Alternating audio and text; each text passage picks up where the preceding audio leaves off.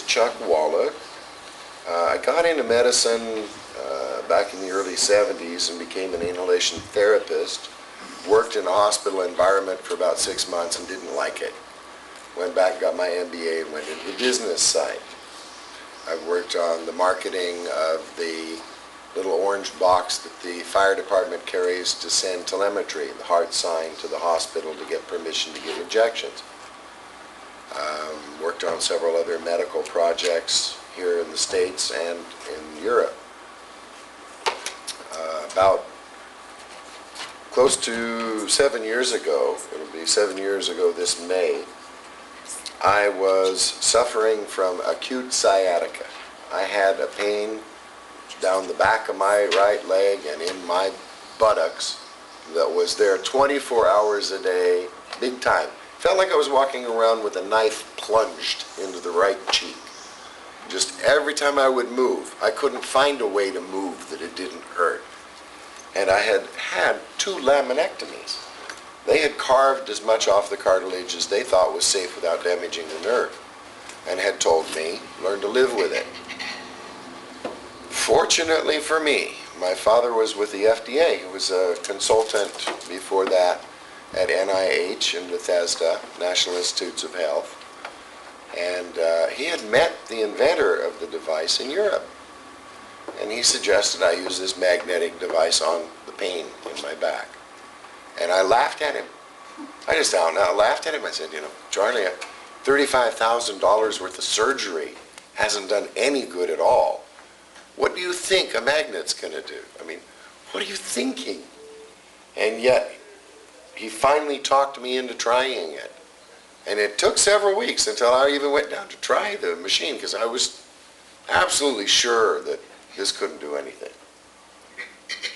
I went down, I met Panos, met Dr. Bruce Fromm at the International Pain Relief Institute in Santa Monica, California. I was there Monday, Wednesday, and Friday, 20 minutes each day. I held the loop behind my back at L5S1. The machine sat there and went pop, pop, pop. I didn't feel anything. After the first day when I stood up, I thought that the edge was off of the pain. But it wasn't enough of a noticeable difference that I was convinced of anything. I thought, well, that could be placebo, wishful thinking. The second session, I was pretty sure something was going on. The third session, I stood up pain-free, and I was dumbfounded. I literally, and I'm a reasonably intelligent fellow, I turned around and looked on the floor for the pain. I thought there would be something laying here, going like that. It just disappeared. And then the fact that my father was right again, throughout a lifetime of his being right, I started saying, well, wait, I know if I move this way it'll hurt. Or maybe it's this way. Or maybe it's, and I made a complete fool of myself, went around picking up heavier and heavier objects in the room, could not induce the pain to come back. Well, that pretty well mesmerized me. I was absolutely fascinated with the Pap-imi at that point, and got involved in doing the research to figure out how was it doing this, because the inventor didn't know. He had invented it through a freak accident, through a lucky break. And the inventor is Professor Panos T. Papas. And in 1989, he was at MIT doing an experiment for AT&T. They have all these transatlantic cables that frequently have breaks in them, and they have to put down a drone, or if it's in shallower water, a submarine, and find where the break is, and it's very expensive and time-consuming. They wanted a way that from the surface the leak could be detected immediately. So Panos and an American physicist were brought in to do this experiment. They were taking wires and running very high voltage through them until the wire would actually melt and break. And at the instant that the wires separated, there was a little flash of electromagnetic force. That flash was easy to detect from the surface. the energy loss at that one instant could be picked up by a chain of tape recorders up on the surface.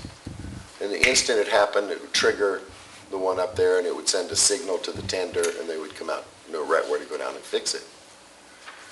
At this point, AT&T was delighted. They had a much more economical solution to their problem.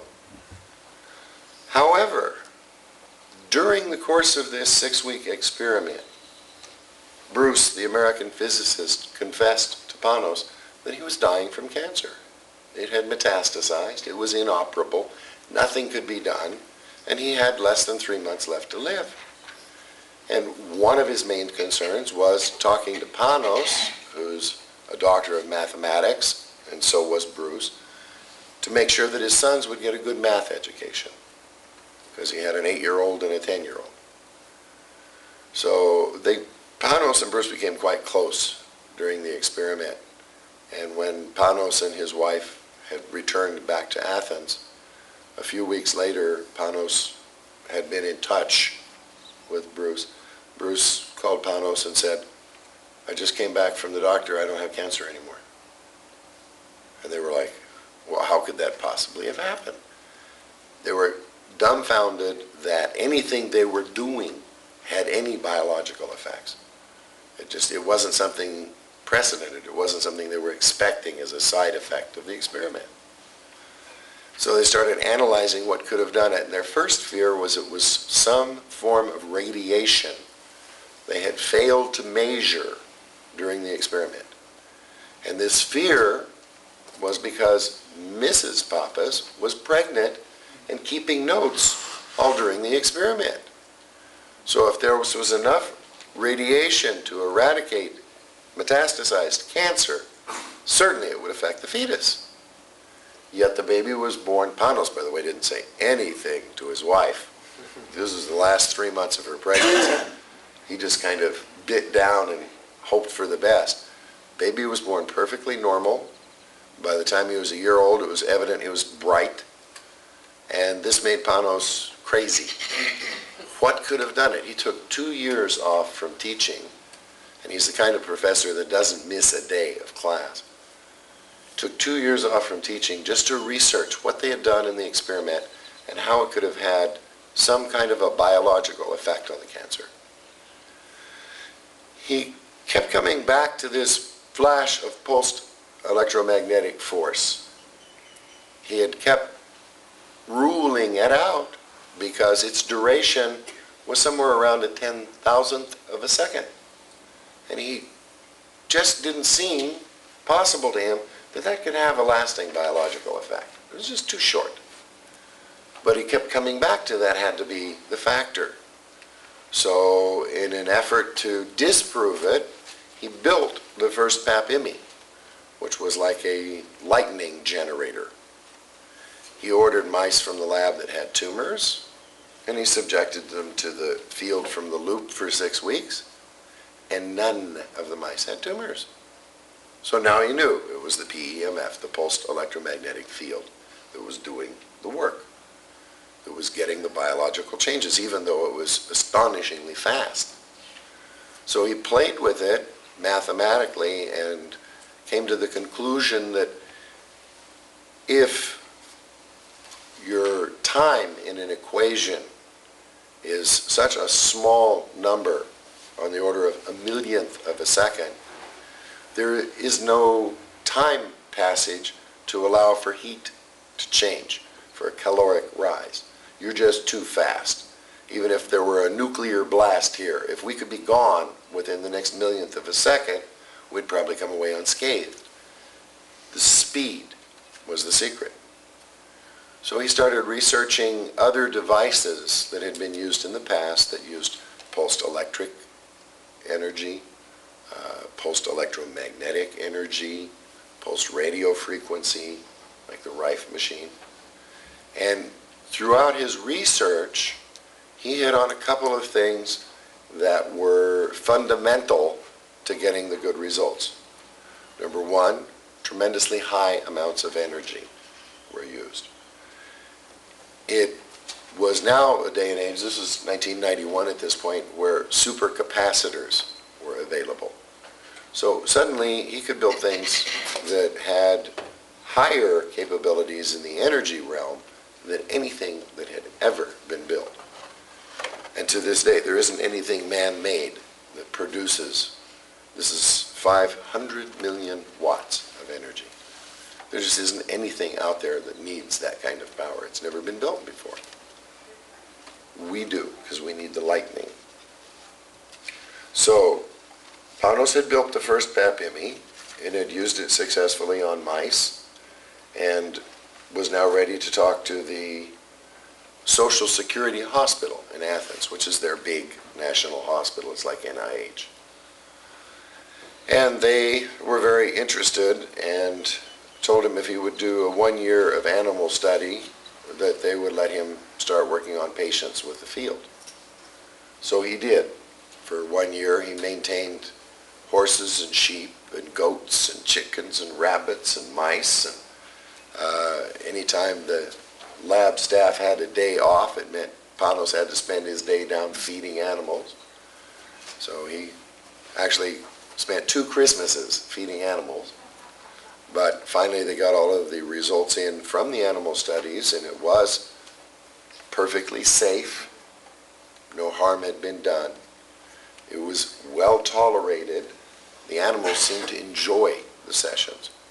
It was with the lab assistants. Said even from the mice to the cows, animals grok that this is energy, like lightning energy. They just understand it immediately, and you'll see cats curl up on the loop. And their tail will go. Yeah. And they do their nails.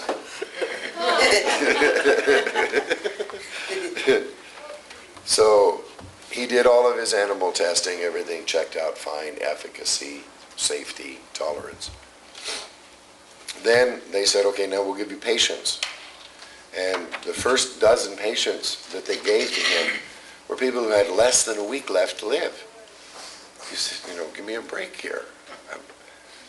This is new, I want to find out what it does, and you're giving me people that there's a chance in a million anything can save them.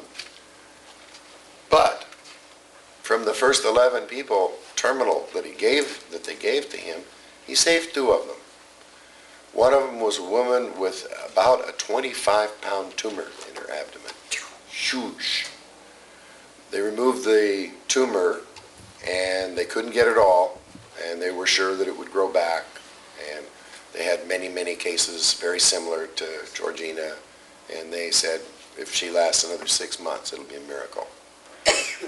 Well, this was 11 years ago. She's working in the taverna in Greece every day these days. The cancer never came back. There's been no need for her to go to the Pap-imi, although she has expressed, we talk to her every couple of years on the phone just to see how she's doing. She has expressed that she's heard that it helps a lot with lines in the face, and she wants to come back to Athens and use it on her face, but not for her abdomen. Her abdomen is scarred from the process, but she's so happy to be alive that that's of little consequence to her. She carries huge trays of drinks and food, like peasant stock, strong. Great gal. And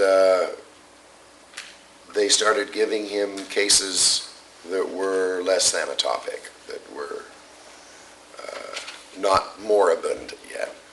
So he started getting better and better results. And then he branched out into other hospitals in Athens. At this point is when he met my father. And he had built about 50 machines, and they were all over Greece, and people were using them for all kinds of miraculous results, and nobody knew how it worked. Nobody knew what was going on. We're putting the people near a lightning device, and they're getting better. That's all we know. And there were wild theories of how it was affecting only the etheric body, and fortunately, my father was a medical theorist. So he's the one who sat down and over the course of several years came up with working theories that are now on that little one-page brochure that I think all of you have seen. Has the one-pager been distributed? One that looks like that. If you'll hand me one of those, I'll just go quickly down the back of it.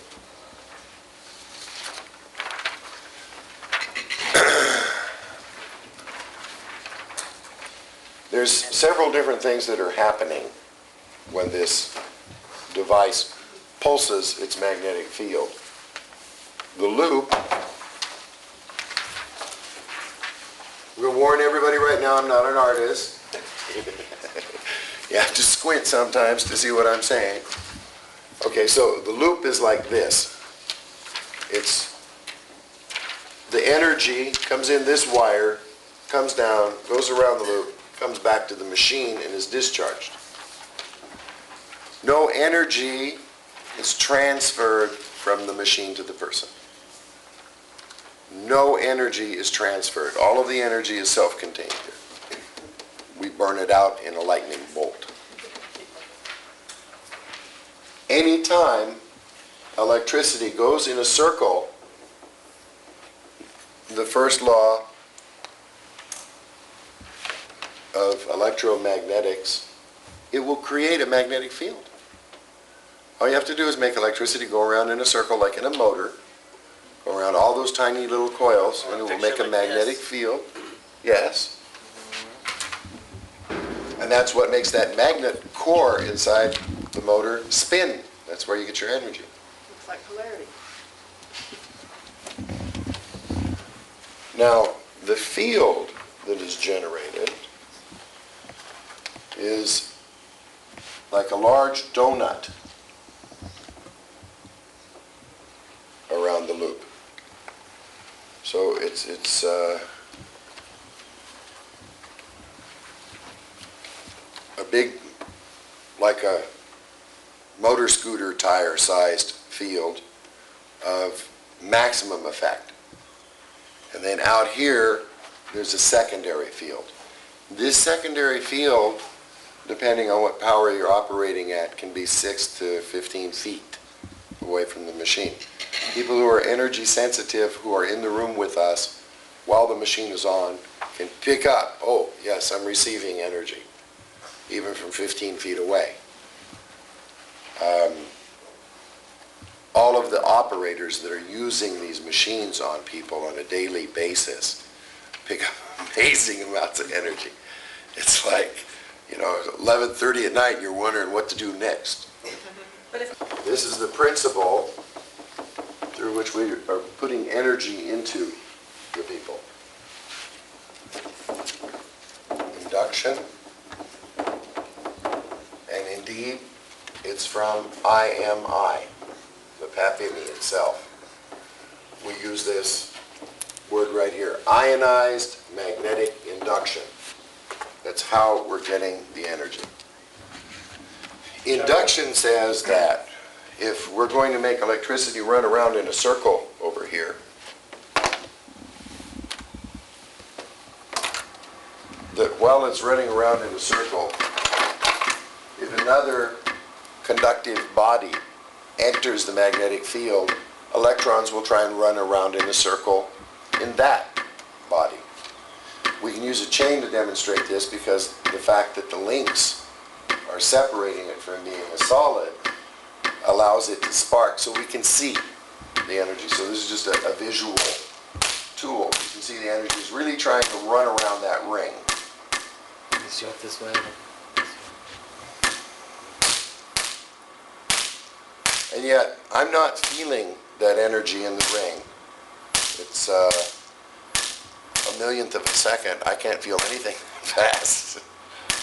And the energy is associative, causing things to bond together, and totally non-harmful. You can, you know, put the chain on your hair, put sparks out. Won't even singe a hair. You can't cook a hair in a millionth of a second. So, as you can see, we're inducting energy. We're getting energy to get started someplace it wasn't. And where it's getting started is inside of you. Blood with saline pretty good conductor. In fact, most of our parts are pretty good conductors. When this field expands and collapses through our tissue, it causes tiny little microcurrents to be created in the tissue, in the blood itself. These little currents address bioenergy. Bioenergy is the area that was forgotten when Western medicine took off. It was just kind of ignored. Chi, what? We don't even know whether it's CHI or QI, or it's confusing to everybody, the concept of oriental energy, life energy, and yet even though it cannot be proven in a lab, we all know it exists. We all know the difference between someone who's alive and somebody who's dead. Even though we can't put a meter on them and say, this one's still living, this one's gone, we know that that energy exists. We know it can be replicated, that people can be brought back to life. And this is through either paddles, if you're in the hospital and you're going to jump start somebody, or it can be true in a hands-on environment where Qigong is used to bring somebody back from the brink of death. All we're manipulating here is energy, whether we're doing it with the paddles or whether we're doing it with our own personal EM field. And some healers' EM fields are thousands of times stronger than the average. They can put out measurable heat at 10 feet. I've seen guys in China that you can't move them. They're like stone statues, and it's only their chi that's holding them in place. And yet 5 or 6 guys will line up and try and push. Nope, you cannot affect any movement. They're not trying to move the 150 pounds of flesh. They're trying to move the energy that is saying, no, I don't want to move. And they're not capable of overcoming that. If it were merely a 150-pound exercise, 7 guys, 20 pounds each, hey, snap. But to overcome the chi of a Grand Master is, somewhere up in the volumes that this is, 500 million somethings. We don't even know how to measure it. We just know that it exists.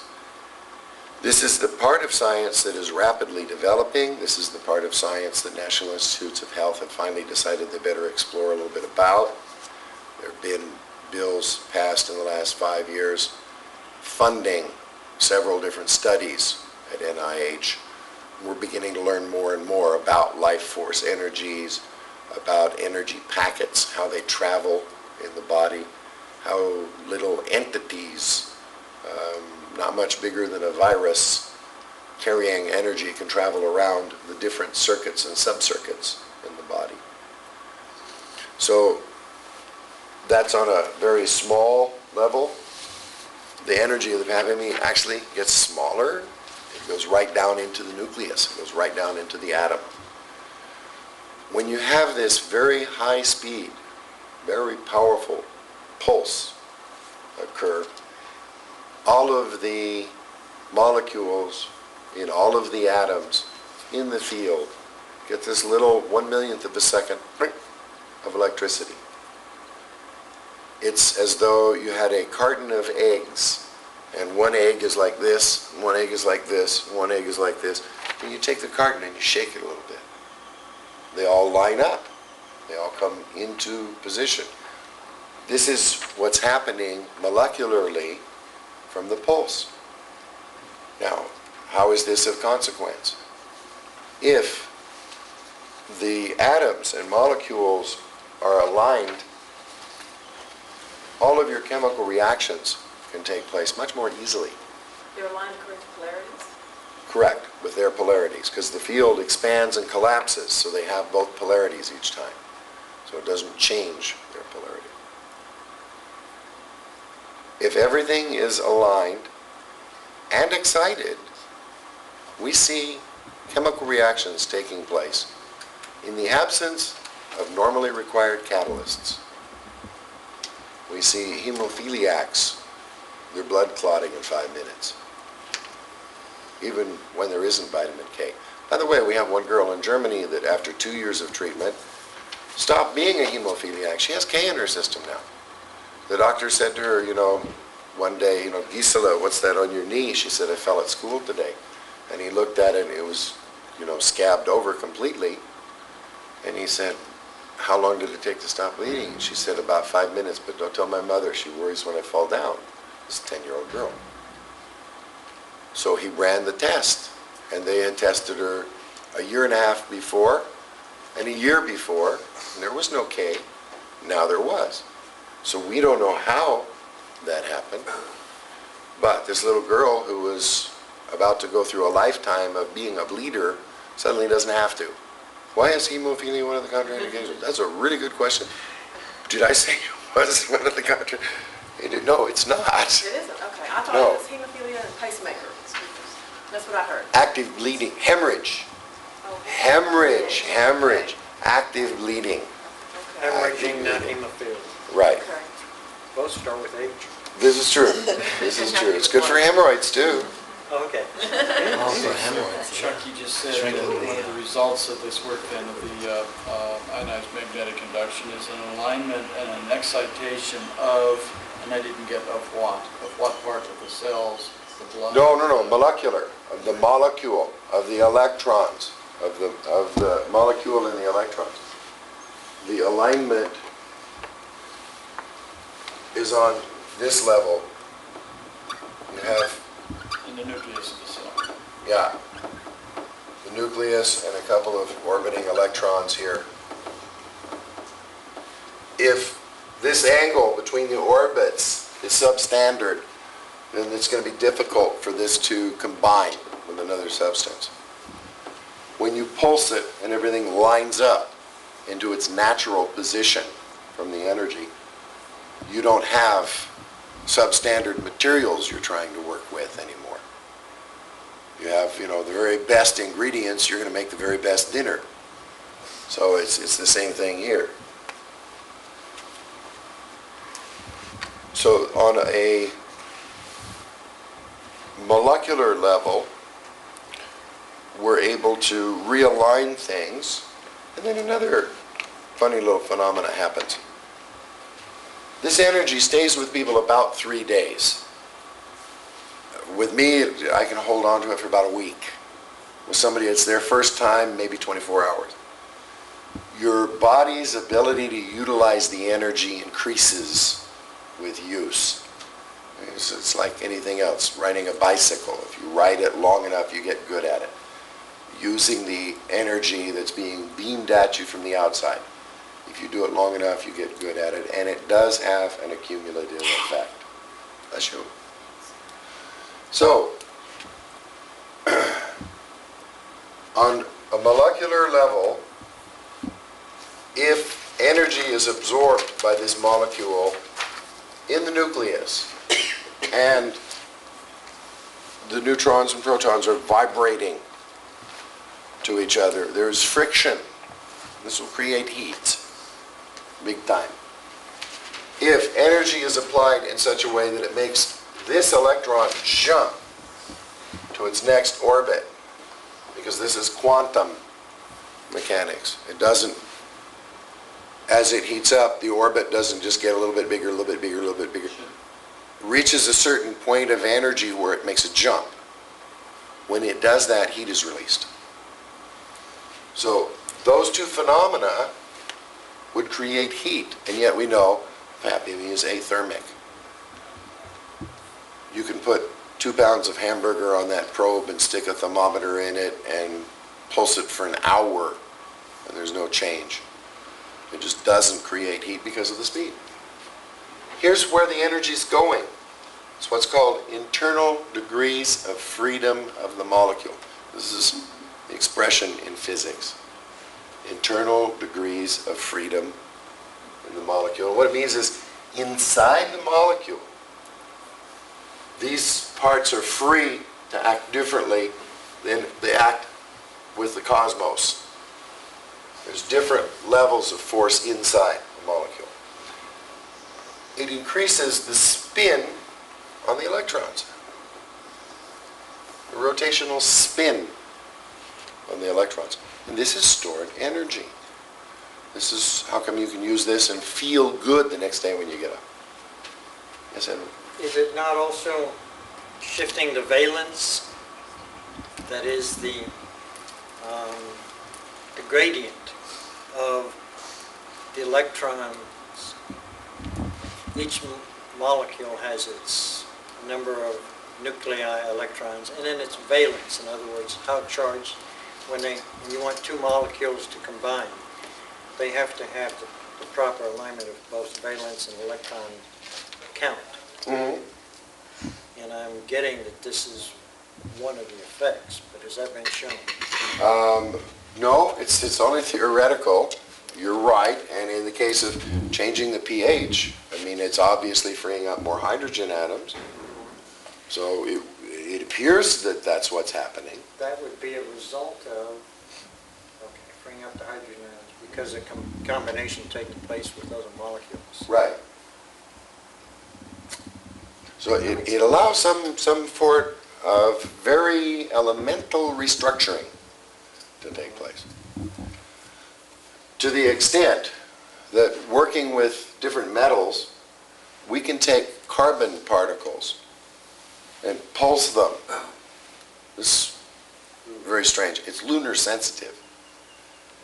In a new moon, we can pulse carbon particles, and if we pulse them in the presence of oxygen, we get iron filings. You can pick them up with a magnet. And if we pulse it in the presence of nitrogen, we get aluminum, which was a total stunning shock to us. And so all those things are in our body, so we can treat our anemia. This is the energy, exactly, to create more iron. Cheryl had a good. So this is really an alchemical process. Yes, it is. Even considered cold fusion. Well, I'm just thinking of what we use with homeopathy and how that's, I mean, if you do homeopathy correctly, you have an alchemical process there. And so... Yes, and that's probably why they work so well together, that and electroporation. So if you did it long enough with coal, you'd get diamonds. We don't know how to do that yet. On May 17th, 1994, we got gold one time. Now, National Institutes of Health did a very interesting experiment in a lab with 16 multi-degreed doctors in a very controlled environment with someone who was an alchemist who used a magnetic field and pulsed several different compositions and wound up with between 100 parts per million and 300 parts per million of gold. And they did this experiment 4 times in a row, and 4 times they got gold. And then the head of the lab published his findings, and everybody in America laughed at him for the next 4 years. They tried to duplicate the experiments, and guess what? No gold. What was missing? The alchemist. It was intent. It was human intent that was influencing the outcome of the experiment. So, be aware, if you have strong intention, and this is the energy that gets you fired, we've seen it turn people into an unstoppable state. Their life just totally changes. Suddenly, they're making 3 times as much money, their relationships are all working, they're not walking around in a rage anymore. We see this transition that's just eye-opening. Very often, husbands with rage, I got in with a support group, Husbands with Rage. Boy, within 6 weeks, these were a bunch of mellow guys. It apparently is some kind of an imbalance that we're not quite able to detect. Maybe because it's a 4-variable imbalance, which makes it mathematically much, much harder. But probably that's the case. There's just so many variables in the human system. we've been studying for the last 150 years the physical attributes of the body. And we've learned a lot about them, but it's been at the expense of not paying any attention to the energy fields or to people's intuition or to even folk tales about cures, chicken soup's good for a cold. Made jokes about it, and da-da-da-da-da. Lo and behold, research shows, yes, it is. It does cause the body to trigger an enzyme that does help control the growth of the virus. So as we learn more and more about these, and it's the people in this room that are the pioneers out there in today's medical forefront that are sharing the knowledge across America and getting the results for people that have not been helped by allopathic medicine that has caused this multi-billion-dollar shift in medicine in the last 5 years. 10 years ago, alternative medicine was a $7 billion business. It came out of nowhere. And since then, it has just skyrocketed. And even though most of these things, and I mean by most, some high 90% of these things, are not covered by conventional insurance, health insurance. So the practitioner is either paid by the patient or throws it in as part of the therapy package. And this isn't right, and especially with the underlying fundamental that this is the kind of thing that's going to save the insurance companies a bloody fortune. People will get well 3 times as fast. 1/3 of the people that are scheduled for surgery don't need surgery. Tremendous savings here. So do you have a CPT code used to bill it? No, that is what's missing. Okay, that's all worked. Dude, Yeah. question. But it seems like hospitals or doctors would be opposed to this. Initially, many of them were. Just on the snake oil principle. Number one, here you come in with a device and it helps arthritis and it helps asthma and it helps cancer and it helps and it helps and it helps. Come on, give me a break here. When you tell them, wait a minute, this is not even really a medical device. This is a bioenergy delivery system. This is a gas station for living energy. Just come in, we'll put some energy in your body. Your own immune system's going to control it. And let me tell you, that's an immutable law. The immune system of the patient is king in this. If they have energy left, you can get them back built up and on their feet fairly quickly. If you're working with someone who has very little vital energy left in their body, it takes a long time to build them up to zero to where then you can take off and start doing some healing. So if the vital energy of the patient is being impinged by multiple infractions, if this patient has chronic fatigue syndrome, Epstein-Barr, fibromyalgia, candida overgrowth, it's going to take 6 months to get this person to where, people look at them and say, hey, you look good. If you've got somebody who's a high school athlete with a sprained ankle, the energy is going to go right to town. He's got one thing to fix. It's going to stay focused until that thing is fixed. And guess what? Instead of being out on the sidelines for 4 weeks, he's out for a week. And at the end of 2 weeks, can no longer make any move that hurts. Can't make that old sprain twinge at all. So Chuck, is this... they understand lightning. The Indians understand lightning real good. In many of the tribes, to be a shaman, you must have been struck by lightning. So healing and lightning tie together very well in the Indian lore. Sorry. This Did you not have some research or experience in the Philippines or some using this device? Was it used there? Yes. Yes, I used it for almost 5 years in the Philippines. I had a center in Manila and a center in Angeles City by Clark Air Base. And we did mostly charity work by Angeles and at least half charity work in Manila. I had it over at the St. Lazarus Hospital, which is called the Hospital for the Hopeless. It's for terminal cases. And we started off with terminal respiratory diseases and actually saved a few people, mostly infants, infantile pneumonia. Pneumococcus does not like high energy. So you're actually able to drive down the infection in minutes. And as a matter of fact, while we had it at the hospital, which was only for 2 short weeks, we didn't lose any infant to pneumonia.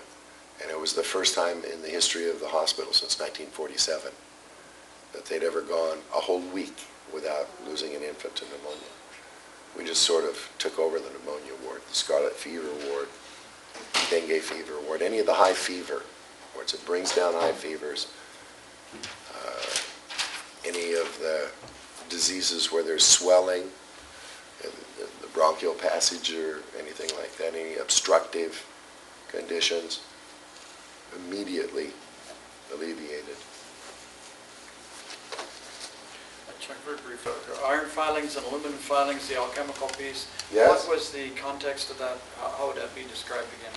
Transmutation, Right. electromagnetic transmutation, that apparently the force that they were looking for back in the Middle Ages was electromagnetism. That's what allows you to transmute. But what was it that you did that led to the iron filings and aluminum filings? Where did they come from? What was the The energized carbon. energized carbon? Yeah, carbon filings Carbon filings. will turn into iron or will turn into aluminum, depending on what gas. Is And in the two in the- gases you had them in were, Oxygen gave us iron. Nitrogen gave us aluminum. got it, thank you. And the way that has an effect on humans is in the transmutation of sodium back into potassium. The cell, any damaged cell, releases sodium. Sodium present triggers all the pain receptors. So anytime there's pain, there's sodium. So if this is the cell wall, and these are all negative ions, these are all positive ions. The difference between the electrical value inside and outside the cell is called the transmembrane potential, or the TMP of the cell. And it's the difference of what again? It's the difference between the energy potential on the inside of the cell and the energy potential on the outside of the cell. The interstices, the areas around the outside of the membrane, are usually positive. In a normal, healthy human cell, this is somewhere between 70 millivolts, or thousandths of a volt, and 90 millivolts. This is the area that cells like to operate at. This is where they do their best. This is where they have enough energy to perform all of the functions that their particular DNA has dictated for them to do. Cells have multiple functions. They're like people. I mean, we get up, we go to work, we go get the kids, we come home, we make this, we make that. Cells have all of these functions programmed in their DNA, and they may be are responsible for producing an enzyme, and of course they're responsible for keeping their little ATP pump going so that they can create their own energy. ATP, this is the process through which the cell turns nourishment into energy. Goes And- from ADP to ATP. Yeah. It's a chemical conversion. Now, if the cell is damaged in some way, usually toxicity, if the cell is damaged in some way and it comes down into the 35 millivolt to 55 millivolt range, we have a sick cell. What does this mean? It won't produce the enzyme. It'll keep itself alive, but it won't do all of the tasks that its DNA dictated that it was supposed to be doing. And it can go downhill from there. If it does, then the cells that are from 18 millivolts to 34 millivolts, we call cancer cells. Why? Because they don't differentiate. They don't become hair follicles. They don't become cells like the cells around them. They're damaged on duplication. Every cell has a choice of either looking like mom and dad or Adam and Eve. When a cell reproduces, it will reproduce exactly the way the mother cell was, unless an adjacent cell tells it, check your DNA. If that happens, and that happens with certain kinds of sugar messengers that are on the outside membrane of the cell. Because a cell will not check its DNA unless instructed to do so by an adjacent cell. A cell cannot self-correct. But as soon as it gets a signal from an adjacent cell, it checks its DNA on the next mitosis. Then it goes back, and if it's one of the ones we can save, we can bring its energy up. It's like a person getting well. Now they can go to work, they can get the kids, they can get dinner, they can do all of the work now. In the cases where there are cancer cells that we're able to energize and get back up, those cells return to normal, whatever they were supposed to be, cells, and life goes on. In the cases where we cannot get that transmembrane potential to increase on the cell either has so much toxicity trapped in it in places that it's not going to be able to, just through nourishment alone, generate the kind of energy required to dissolve this debris and get it out. If the Pap-imi is pulsing and somebody had some of that water, it makes a huge difference. You're now getting far better cell hydration because the little mouth that the water molecule goes through in a cell, those open and close. When you hit it with an electromagnetic field, they open and stay open. It's like a garage door opener. They will open as wide as they can, and they will stay stuck for about an hour and a half. This phenomenon is known as electroporation. And we have Jay Weaver's papers on electroporation. Getting more water into the cell hydration is what it's all about. If you can keep all of your cells perfectly hydrated, you will be healthy and happy and look young for many, many, many years. Yes? I have a question on the water. Would it work with distilled water? Or do you have to use mineral water for? Doesn't matter. Doesn't matter. Doesn't matter. It can be, pure H2O.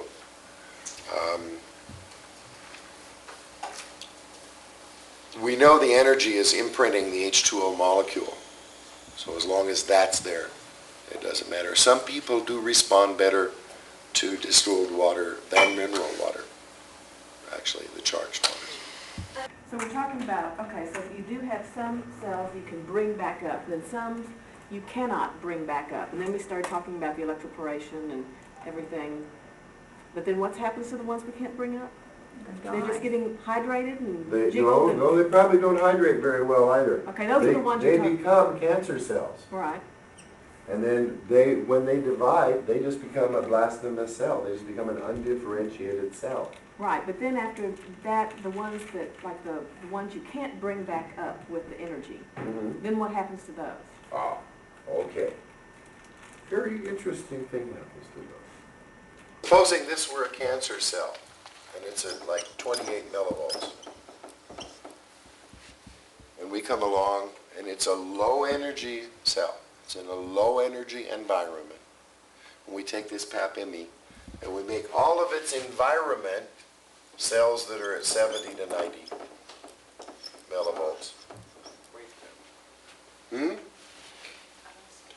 When we do this isolated cell doesn't perceive that there's anything wrong. It's not under attack. It doesn't mutate. It doesn't metastasize. It just is aware there's a lot of energy present. How does that affect the life cycle of the cell? Most cancer cells cannot reproduce in a high energy environment. Most cancer cells cannot undergo mitosis.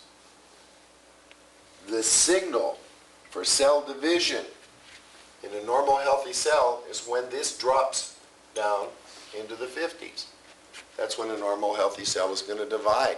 The cell gets bigger and bigger. The surface area is insufficient to absorb nourishment for the entire volume mass inside the cell. So the cell divides. In the case of cancer cells, in a high energy environment, they just stop dividing. This is how we shrink tumors. This is what's happening. We're not attacking the cancer. And oncologists will tell you with all kinds of experiments in chemotherapy, attacking the cancer is sort of like sticking a stick in a hive of bees. You really don't want to go there. If you attack the cancer, it can mutate and become far more virulent. There's another phenomena that's going on in Europe that I'd like to share with you. It's not intrinsic to the Pap-imi, but in this country it has long been believed that since cancer cells live on sugar, get the cancer patients to cut sugar out of their diet. But the statistics showed that the results were the opposite of what the doctors were trying for. So in Europe, they've started giving them hard candy to suck on 10, 12, 14 hours a day. Keep the sugar up. What has happened as a result? It has pretty much stopped metastasization of the cancer. Cancer is a colony of cells. If you start starving that colony, what's it going to do? It's going to send somebody out looking for food. So these other breakaway colonies go off and find someplace where they can find food. Impurities in the liver. Oh, lots of food here. And then they settle in there. Or in the lymph system, where there's debris for them to scrounge on. And then you get lymphatic cancer. So making the cancer spread by depriving the body of sugar has had such bad effects in this country that in Europe they're not doing it anymore. And I'm quite sure within the next 2 years we'll see that pendulum swing in the United States. As many of you have grown up with reports in the newspapers that coffee's bad for you, that coffee's good for you, that antibiotics are terrible for you, antibiotics are good for you. I mean, there's always this pendulum of public opinion swinging out there. It never changes any of the facts, but it certainly changes, well, they wish. it changes how people deal with new things. And fortunately, the public woke up in America and said, hey, allopathic medicine's been jerking us around for enough years. They're driving the big cars and they're still killing people right and left. What's going on here? So this transition into alternative medicine has been a long time coming, but is irrefutably entrenched. We're now on that road. Covering other attributes of what it does, on the sheet, the second one, it says increasing circulation, new word, circulation and oxygen generation of the cells by relaxing the vascular system. We see an immediate drop in blood pressure. One of the warnings in training, and if you'll jot this down someplace, all of you who are going to be treating anybody, this is the first thing to be careful of. Chronic low blood pressure.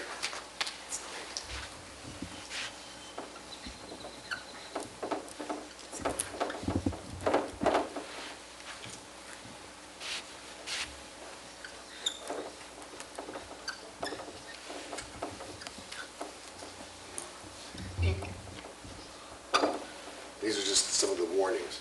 Chronic low blood pressure. You'll have some 90-pound, 100-pound person come in, sit down, start using the machine. You'll see the upper lip and the forehead break into perspiration. You'll see their eyes start glazing over. You have somebody with low blood pressure. The machine is dropping the blood pressure to the point that not enough oxygen is getting to this person's brain. And if you keep going, they will eventually pass out and fall out of the chair, which is very embarrassing. Very easy to correct. The two best solutions, no pun intended, Coke and OJ. Bring up the blood sugar, offset the drop in blood pressure. If you know somebody has low blood pressure, so you give them this before? Orange juice or Coke 5 minutes before they sit down on the machine. You just want high blood sugar so that they're, able to transport lots of oxygen. Very easy to identify. It's not you put it on, pop, pop, pop, flump. No. It's a process that takes 5 minutes, 6, 7 minutes. So you'll see them, and usually when people are on the machine, you're engaged in conversation with them. And when you suddenly see that their mind isn't there, okay, chances are this person has low blood pressure. Time to stop and get them some Coca-Cola. And the response time, the recovery time on it is like 5 minutes. So that might be something you'd want to find out before somebody. It is one of the questions on the questionnaire on the health intake question. Big bold letters. Do you have chronic low blood? Oh, then would this also be something that you would want to give, say, OJ to someone who had, say, COPD, where they weren't transferring very much oxygen in their blood system? Mm-hmm. Mm-hmm. It helps. It helps. The pulsed water actually helps with COPD. By that you mean treated water? You treated water. Treated water, pulsed water, magnetic water. It's marketed out there under lots of different names. But there have been people that have been taking electrical or magnetic energy and imprinting water with it for many years. Water is about, in physics, is like blank recording tape. It's just, you can put more information in water than in any other substance. This is a water planet. This is an information planet. That's what we're all about. I'll just to finish up, relaxing the vascular system and increasing the circulation. This is why we never do active bleeding.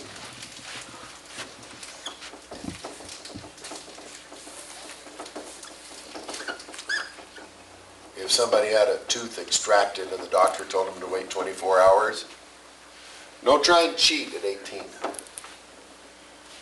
blood flow will return. What about women on their menstrual cycle? Oh, it can get messy. It depends on what you're treating. If it's endometriosis or something, you don't have a choice. If, you possibly can, then certainly during the first or the heaviest 3 days of the cycle, you want to avoid getting right over the womb. Yeah,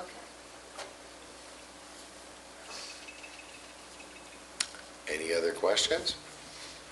Why don't we So they take can a... treat, but just not there. They can, well, I mean, sometimes there's no choice, but I mean, it's our responsibility to tell them that it will increase the flow, carry extra napkins or whatever provisions you have to make.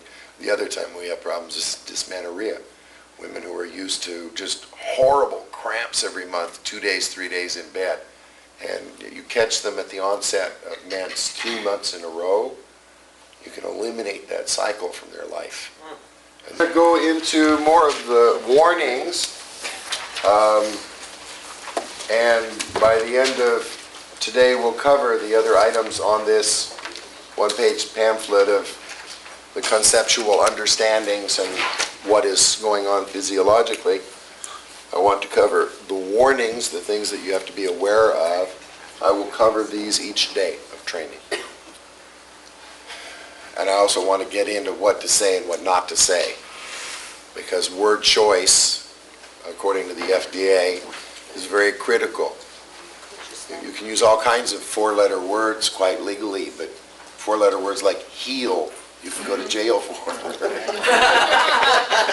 if you have a license. Strange society. No, if you have a license, you can. Speaking as a layman, when you want to share the information with people, there are some things that you can say that will get us in trouble ultimately. What kind of license are you talking about? Any licensed healthcare practitioner licensed to practice in the state or Is that a medical doctor? Well, No, each no. profession has its own scope of practice. No, within that you can say heal. Yes, yes. If you're a doctor or a DO or still, you'll find doctors avoid that word. It's ameliorate, improve. Cure. Cure is no. Cure is another one. No doctor cures anybody. People can only cure themselves. And that's part of the reason that the Pap-imi works as well as it does. We don't do any diagnosis at all. And the AMA will tell you that 53% of first diagnoses are accurate. This means you go to the doctor with something, you've got something like a 50-50 chance of him being right the first time. If you're putting energy into your immune system, it's right every time. It really knows what's wrong. It really knows what chemicals are needed, what process is needed, what has to be done to correct the problem. So it makes it much easier for us. Okay, so we talked about low blood pressure, active bleeding. Active bleeding, 24 hours is the rule of thumb we use. 24 hours after a stroke, you can get that probe up there. 24 hours after a tooth extraction, after surgery.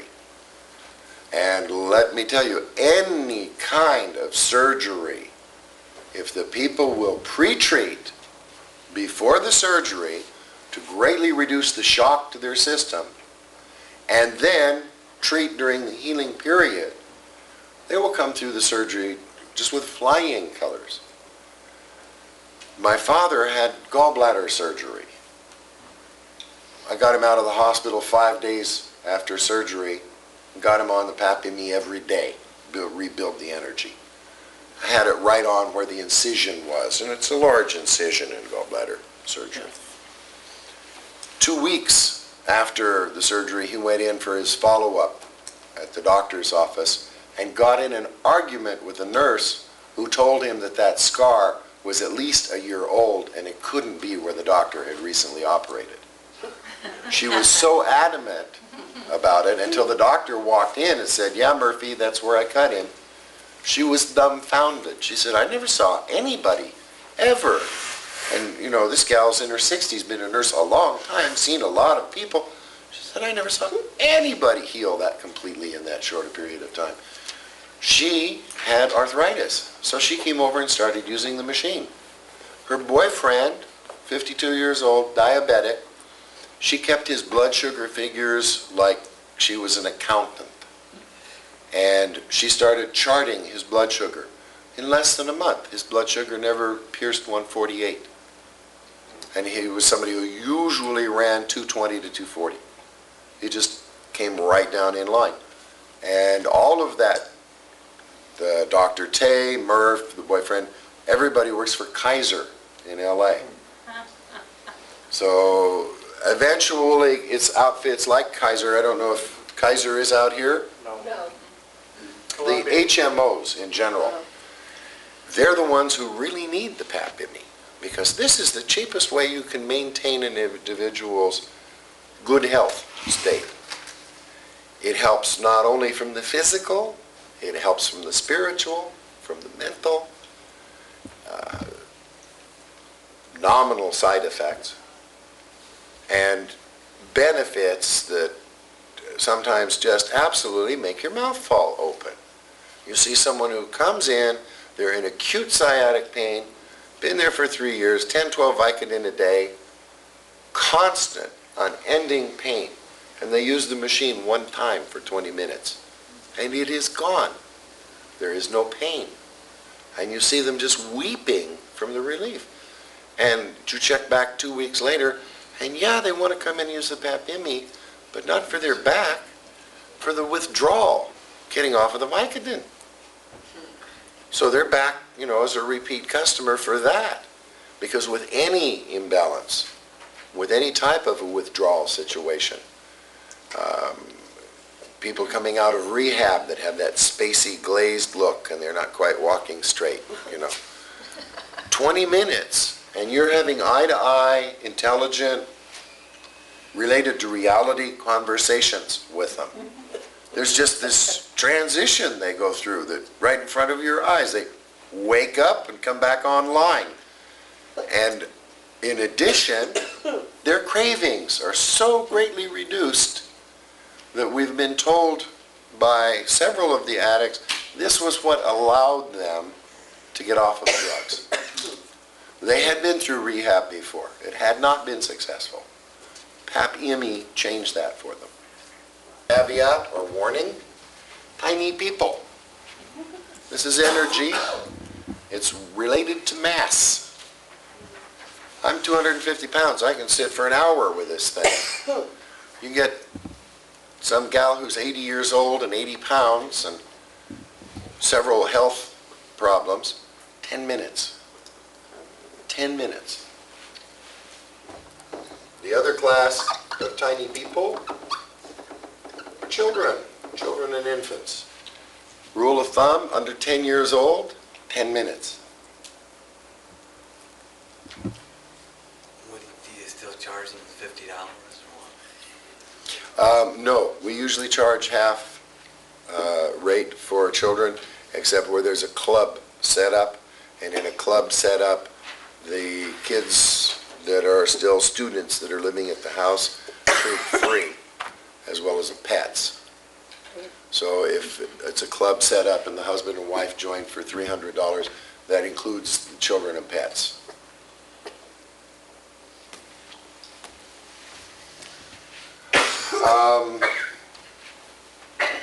Pregnant women. Depends on who you're dealing with. This is going to be a judgment call on your ability to assess their level of comfort. There is no problem with treating pregnant women.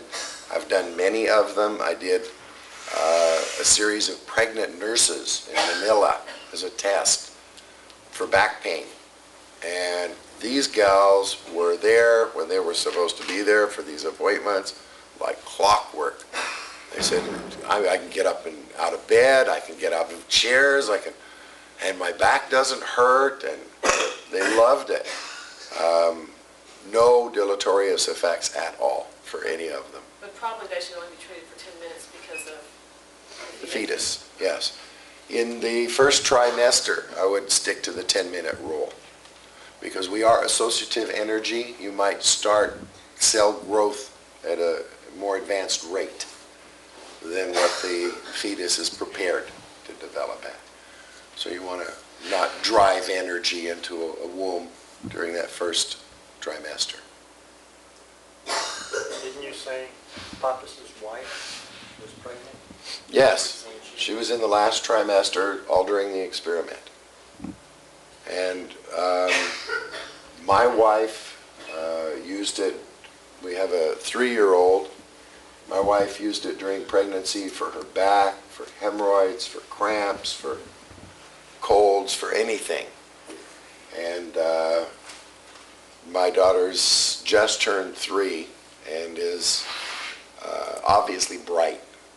She, the jury knows it. Fully conversational, will engage adults in conversations, and everybody's like, I'm talking to a 3-year-old? Speaks 2 languages. Definitely a bright kid, so no detriment there at all. As a matter of fact, the rep in Japan has a 3-year-old that's been treating since before birth that is very bright, and we're wondering if the energy might be a contributing factor here. That this having extra energy that you can focus is helping in the development far more than we had suspected when we first started looking at this. It's a very, very noticeable difference in the children. Those in poor health, I mentioned earlier, if someone has several challenges to the immune system, it's going to take them much longer to get better. If you try and force it, they will not thank you for that. They will go into a Herxheimer's reaction. Herxheimer's reaction is when the patient is getting well too fast and experiences flu-like symptoms. Achy, tired, no energy, stomach's upset. These are the symptoms of detoxing them too quickly. Healing crisis? Healing, if you push it, you wind up in a healing crisis, yes. And we have experienced that in cancer. It will festulate. It will find pathways outside the body, and this black, smelly stuff will exude, and it's not pretty. So those in very poor health, you want to go very gently with. 10 minutes, 10 minutes, the first 2 weeks, Monday, Wednesday, Friday, Monday, Wednesday, Friday. Our treating protocol, and this was learned in the Philippines doing people. I'm going to erase this part here for now.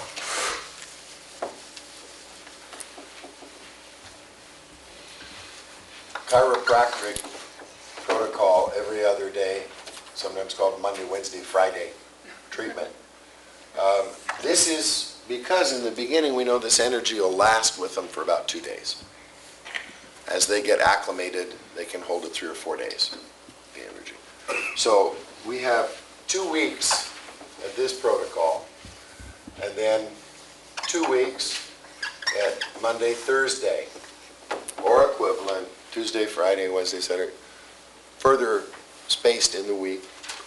So 2 weeks at this level, and 2 weeks at this level, and then you assess. They've now been there for a month. What's happened? What got better? What still needs help? What pain almost went away but didn't quite go away? And then we can start looking at, how to fine-tune the energy delivery, and that's what most of tomorrow will be about.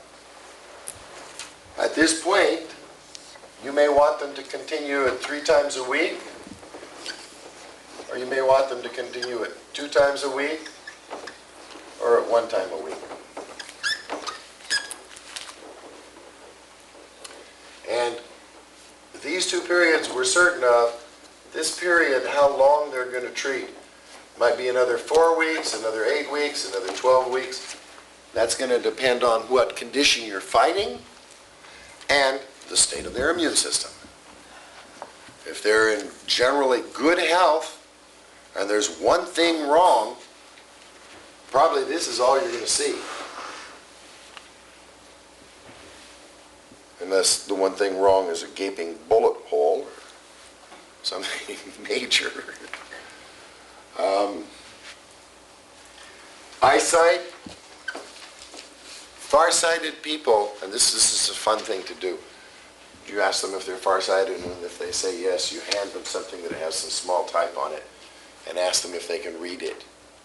And if they say no, then you pulse their eyes for 5 minutes and give it to them and say, now can you read it?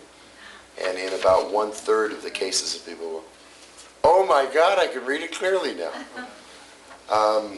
For my own part, when I hit 40, I started buying reading glasses. By the time I was 44, I had them in my briefcase, in my suit, on my desk, in my car, by the TV. I had reading glasses everywhere.